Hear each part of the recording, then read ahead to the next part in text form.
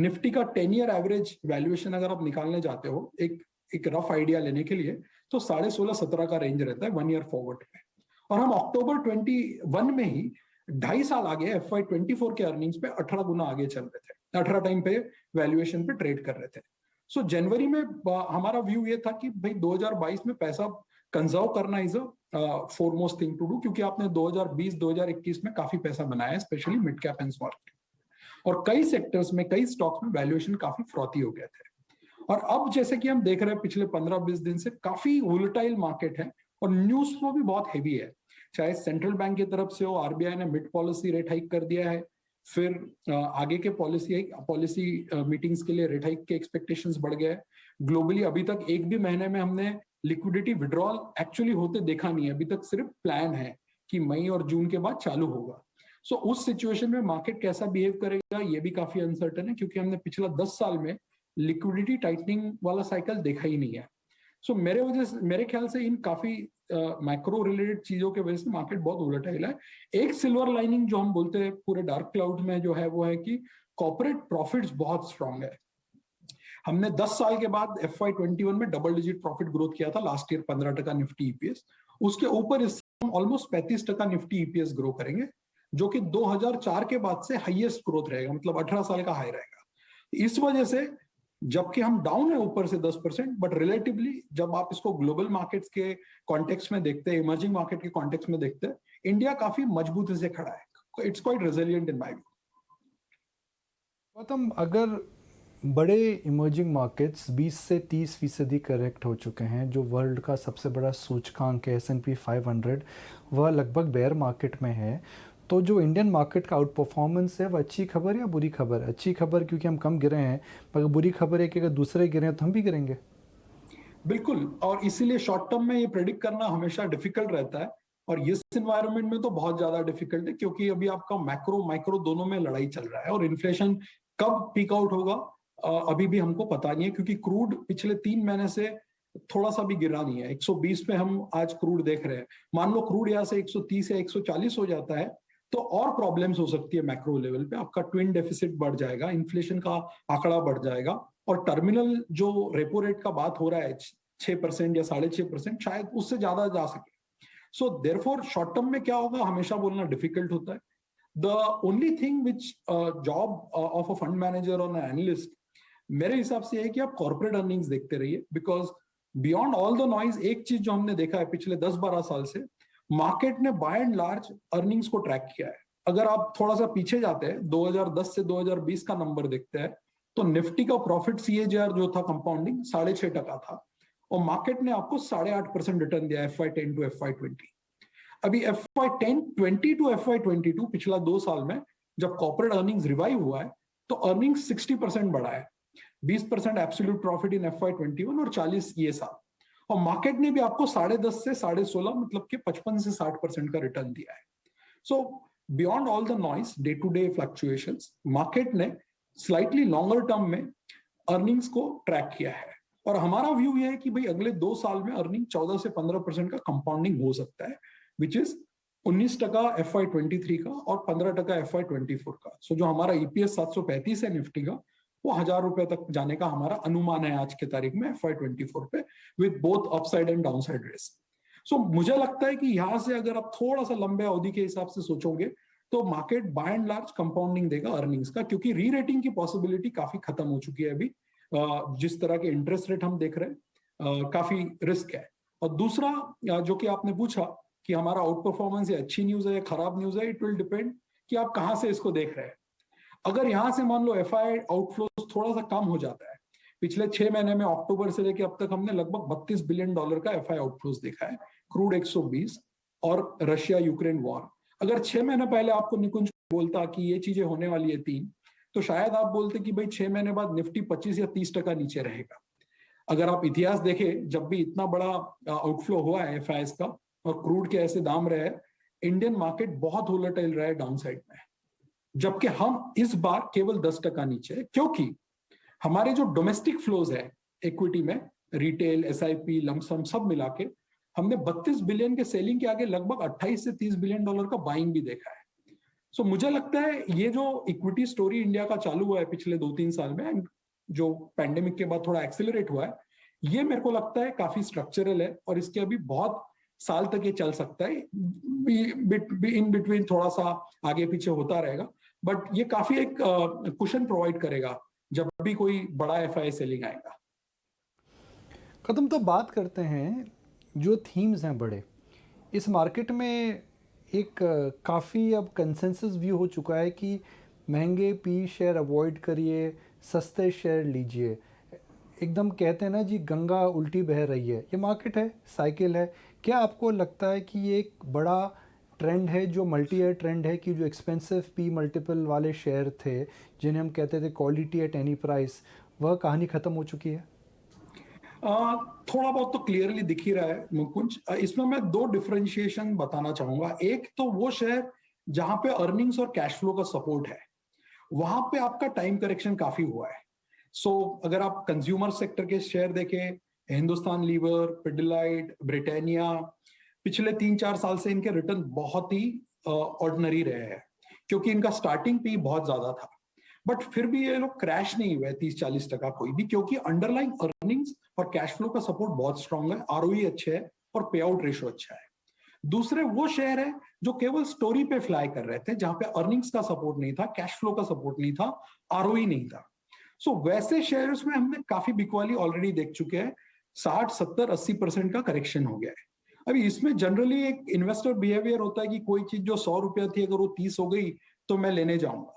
Actually investors ने ये तरीके के बिहेवियर को अवॉइड करना चाहिए, क्योंकि रेफरेंस प्राइस का कोई मीनिंग नहीं होता इस मार्केट में जब आपका अंडरलाइंग माइक्रो एनवायरनमेंट ही चेंज हो गया है। जब आप 100 का भाव देख रहे थे तब इंटरेस्ट रेट 0 थे, लिक्विडिटी अबेंडेंट थी। आज जब आप वही शेयर का भाव 40 या 50 देख रहे हैं तो इंटरेस्ट रेट अलग लेवल पे है और आगे और बढ़ेंगे और लिक्विडिटी उतनी बिनाइन नहीं है। तो रेफरेंस प्राइस देख के स्टॉक लेने का गलती नहीं करना चाहिए। हमेशा अंडरलाइंग अर्निंग्स, कैश फ्लो और आरओई, ये 3 अगर मेट्रिक आपके फेवर में है तो इवन इफ अगर आपने जाके कोई महंगा शेयर खरीद लिया, महंगा पी का शेयर खरीद लिया, तो टाइम करेक्शन के बाद आप स्लाइटली लॉन्गर टर्म में पैसा बना लोगे। बट अगर आपने ऐसा शेयर महंगे दाम पे खरीदा जिसमें अर्निंग्स नहीं है, जिसमें कैश फ्लो का कोई विजिबिलिटी नहीं है, तो हो सकता है कि अब ये भाव से भी पैसा ना बनाओ, राइट। इनफैक्ट इन्वेस्टर ने ये माहौल का एक अपॉर्चुनिटी समझ के यूज करना चाहिए उन शेयर्स में पैसा डालने के लिए जहां पे आप हमेशा डालना चाहते थे, बट बिकॉज पी बहुत महंगे थे, स्टॉक्स बहुत एक्सपेंसिव थे, तो आप डाल नहीं पाए। और वहां पे अगर आपको दिख रहा है कि भाई, जैसे मैंने आपको एक एग्जांपल दिया था ब्रिटानिया का, 4 साल पहले का भाव जो था जुलाई 2018 का और आज का भाव लगभग सेम है, बट इस 4 साल के बीच में अर्निंग्स डबल हो गया है, कैश फ्लो मेंटेन हुआ है, पे आउट रेशो बढ़ा है। ऐसे कई सारे शेयर्स निकलेंगे जहां पे value of franchise is intact but stock prices have corrected. तो ऐसे शेयर्स में खरीदारी करने का थोड़ा सा लंबा अवधि का व्यू लेके करना चाहिए। 3 महीना 6 महीना क्या होगा किसी को पता नहीं है। ये भाव से भी आप पैसा लूज कर सकते हैं, बट यस, अगर फंडामेंटली स्ट्रांग कंपनी है और वहां पे अगर अर्निंग्स कैश फ्लो का तकलीफ नहीं है, तो मुझे लगता है ये भाव से काफी सारे शेयर्स में जो क्वालिटी शेयर्स है पैसा बनने के अनुमान ज्यादा है। कदम, आईटी को लेकर के इतनी कश्मकश क्यों है? मैं लार्ज कैप आईटी की बात करता हूँ, बहुत महंगे नहीं है ये, कंपनियां बायबैक कर रही हैं। हमने टीसीएस के मैनेजमेंट का अनुवाद सुना, ग्रोथ को लेके चिंता नहीं है। इन्फोसिस कहता है ग्रोथ को लेके चिंता नहीं है। टेक महिंद्रा कहता है कि अभी कोई मामला खटाई में नहीं है। तो मार्केट में जिस प्रकार की चिंताएं हैं और जिस प्रकार से इन शेयरों की धुलाई हुई है, मैं धुलाई शब्द जानबूझ के यूज़ कर रहा हूँ, 15-15, 20-20, 35-35% ये शेयर गिर चुके हैं। तो क्या ये खरीदने का समय है? बिल्कुल निकुंज, कोई डाउट नहीं है मेरे इसमें माइंड में। हमारे मॉडल पोर्टफोलियो में आज भी आईटी सबसे बड़ा ओवरवेट पोजीशन है, जो पिछले 2.5 साल से रहा है। 300 बेसिस पॉइंट का ओवरवेट हमने रखा है। सिर्फ एक ही डिस्टिंक्शन मैं करना चाहूंगा कि हमारा पूरा ओवरवेट लार्ज कैप आईटी में, अगर मेरा 18% वेट आईटी में तो 17 लार्ज कैप में, केवल 1% मिड कैप में है। इसको 2 तरीके से देखिए निकुंज। आईटी ने 2020 और 2021 में बहुत पैसा बनाया। इनफैक्ट आईटी कोविड का बेनिफिशियरी रहा है। सबसे पहले ये सेक्टर कोविड के चंगुल से बाहर आया इन टर्म्स ऑफ परफॉर्मेंस। अगर आप देखें, कई सारे सेक्टर में लोग आज भी 60% of pre Covid, 80% of pre Covid ऐसे बात करते हैं, जबकि आईटी में जून 2020 से ही 105% ऑफ प्री कोविड का बात चालू हो गया था, यानी कि ग्रोथ चालू हो गया था आईटी में जून 20 से। लेकिन इसका मतलब यह हुआ कि 2 साल का जो आउट परफॉर्मेंस था आईटी का, उसके वजह से वैल्यूएशन 2 स्टैंडर्ड डेविएशन ऊपर चले गए थे लार्ज कैप आईटी में। जो शेयर्स 18 से 22 के पीई में ट्रेड होते थे वो 28 से 35 के पीई में चले गए और मिड कैप आईटी तो 40 के ऊपर ट्रेड करने लगा, राइट। अभी जो फंडामेंटली थोड़ा सा पिछले 3 महीने में यूएस से न्यूज फ्लो खराब हुआ है, ये नैस्डैक में बड़ा करेक्शन आया है, थोड़ा सा एक जिटरीनेस है कि कहीं यूएस में कॉर्पोरेट कैपेक्स पीछे मतलब डिले ना हो जाए आईटी का, इसके वजह से थोड़ा सा प्रॉफिट बुकिंग हमने लार्ज कैप आईटी में देखा है। बट अगर आप देखें पिछले 3 साल में आईटी का अर्निंग्स डबल हुआ है। FY16 टू FY20 आईटी के टॉप 5 आईटी कंपनीज को अगर आप ऐड करते हैं, 5 साल का क्यूमुलेटिव CAGR 6% था, जबकि पे आउट CAGR 24% था, राइट। 3,20,000 करोड़ का प्रॉफिट उन्होंने उन 5 साल में बनाया था FY20 एंडिंग, और जिसमें से 2,20,000 करोड़ शेयर होल्डर को वापस दिया है। और FY20 to FY22 now that annual reports are coming, ये पिछले 2 साल में जो प्रॉफिट CAGR वो डबल हो गया है, 6% का 14 हो गया है, और 20 से 22 के बीच में पे आउट रेशियोज और बढ़े हैं। ROEs 500 से 700 बेसिस पॉइंट बढ़े हैं top tier large cap IT companies के जिनका आपने नाम लिया है। और अगले 2 साल का डिमांड विजिबिलिटी हमारे हिसाब से बहुत स्ट्रांग है अगर आप आईटी कंपनीज की बात सुने तो। सो मेरे हिसाब से ये एक IT share specially large cap में बाइंग का अपॉर्चुनिटी है। गौतम, बैंक्स को लेकर के एक जनरल मानना है लोगों का, भाई banks are owned by foreigners और फॉरेनर्स बेच रहे हैं, हो सकता है और भी बेचें, तो जिस सेक्टर के अंदर supply is more than demand, उस सेक्टर में निवेश क्यों करना चाहिए? ये तो बहुत एक तरीके से अनप्रेडिक्टेबल चीज है कुछ, क्योंकि कब सप्लाई खत्म हो जाए और डिमांड बढ़ जाए हम यहाँ बैठ के प्रेडिक्ट नहीं कर पाएंगे। अगर आप फंडामेंटल्स देखें बैंक्स के, निफ्टी में 10 बैंकिंग कंपनीज है इंक्लूडिंग एनबीएफसी, और इंश्योरेंस भी अगर आप ऐड कर दे तो ये कंपनीज 10 कंपनीज का मिला के अगर प्रॉफिट ऐड करे, FY18 जो कि वर्स्ट ईयर था क्रेडिट कॉस्ट के हिसाब से, 45,000 करोड़ का इनका प्रॉफिट था। और FY22 जो खत्म हो चुका है अभी, इसमें ये सेम 10 कंपनीज ने 1.5 लाख करोड़ का प्रॉफिट किया है। सो 4 साल में आपका प्रॉफिट 3.5 गुना हुआ है, और अगले साल का हमारा एस्टिमेट है कि यही 10 कंपनी मिलके 1,93,000 करोड़ का प्रॉफिट करेंगे, जो कि बिल्कुल भी डाउनग्रेड नहीं हुआ इस अर्निंग सीजन में। दूसरा, बैलेंस शीट क्वालिटी काफी अच्छी हो गई है, मतलब बैंकिंग सेक्टर के दिग्गज जो सीईओज है, पुराने सीईओज है, वो बोल रहे हैं कि भाई 40-50 साल में इतना क्लीन बैलेंस शीट उन्होंने भी नहीं देखा है, राइट। सो इससे क्या हुआ है, प्राइस आपका कहीं नहीं गया स्टॉक का, बट प्रॉफिट काफी बढ़ चुके हैं। सो आप इसको प्राइस वैल्यू इक्वेशन के हिसाब से देखने जाओगे तो वैल्यूएशन काफी अट्रैक्टिव हो गए, specially large cap. Again mid cap banks में काफी तकलीफ अभी भी है, और उनका पीसीआर कम है, CET1 रेशियोज कम है, जो कि लार्ज कैप बैंक्स में पीसीआर 75 से 80% के बीच है, प्रोविजन कवरेज रेशियो, CET1 15 से 17% के बीच में है। जो चीज मिसिंग है बैंकिंग सेक्टर में अभी वो है लोन ग्रोथ, और वो धीरे धीरे आपका आएगा। अगर आप FY22 का डेटा देखते हैं, सिस्टम लेवल पे क्रेडिट ग्रोथ 9.7% था, FY21 में 4.5% था, और FY23 का अनुमान है कि 12 से 13% है। शॉर्ट टर्म में क्या होगा कह पाना बहुत डिफिकल्ट है कि कहाँ FI सेलिंग रुकेगा, because FIs have 37% allocation out of their total $660 billion का जो उनका इक्विटी है इंडिया में, इक्विटी होल्डिंग, उसमें से 37% फाइनेंशियल्स में है। तो उन्हें जब भी बेचना होगा तो सबसे पहले बैंकिंग बिकेगा, बिकॉज सबसे बड़ा पोजीशन वहां पे है और सबसे ज्यादा फ्री फ्लोट वहां पे है।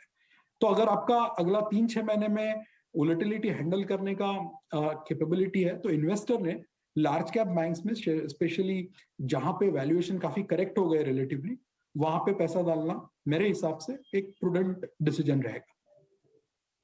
गौतम, तो इस समय क्या एक मीडियम टर्म इन्वेस्टर को, जो सिर्फ निवेशक है या फिर जो एसेट एलोकेशन में करता है, क्या इस गिरावट में एलोकेशन इंक्रीज करनी चाहिए? क्या आपको लगता है जो बुल मार्केट है, ये बुल मार्केट ख़त्म नहीं हुआ है, यह एक बुल मार्केट का बड़ा करेक्शन है?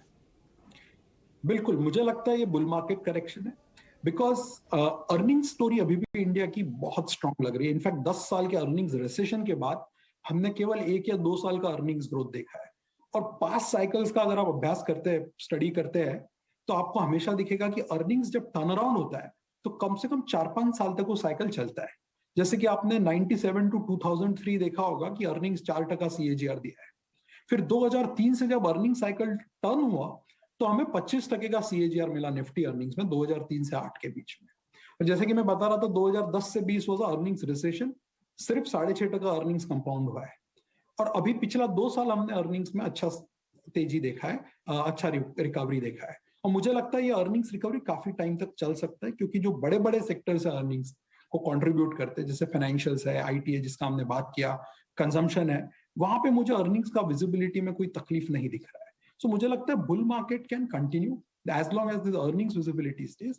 और इसीलिए करेक्शन का फायदा उठा के सिप निवेशक ने जो भी उनका एसेट एलोकेशन उनको डिक्टेट करता है, जो भी उनका एसेट एलोकेशन उनको अलाउ करता है, उस हिसाब से इक्विटीज में जब मार्केट करेक्ट होता है और आपका व्यू अगर 3-5 साल का है, तो सिप का जो साइज है वो बढ़ाना एक मेरे ख्याल से काफी फायदेमंद चीज साबित हो सकती है, but only if you have a slightly longer term view.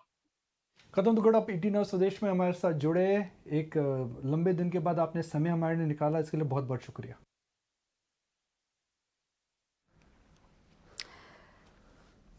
चलिए, तो बाजार की चाल पर आपने बाजार के दिग्गजों की बातचीत तो सुन ली, लेकिन अब रुक करते हैं शेयर बाजार में आज हुए कारोबार के साथ। मैं हूं आपके साथ कविता थपलियाल, और आज लगातार तीसरे कारोबारी दिन बाजार तेजी पर बंद होने में कामयाब रहा है। निफ्टी गुरुवार के निचले स्तर से 750 पॉइंट चढ़कर 16,661 के पार बंद हुआ। सेंसेक्स की बात करें, पिछले हफ्ते के निचले स्तर से 2,500 पॉइंट ये चढ़ा 55,925 के ऊपर बंद होने में कामयाब रहा है। निफ्टी बैंक की बात करें, यहाँ पर हमने अच्छी खासी तेजी आज के सत्र में देखी है। दिन भर बाजार में क्या हलचल रही है, कारोबार के लिहाज से आज का दिन कैसा रहा, सहयोगी प्रियंका उपल आनंद बता रही है।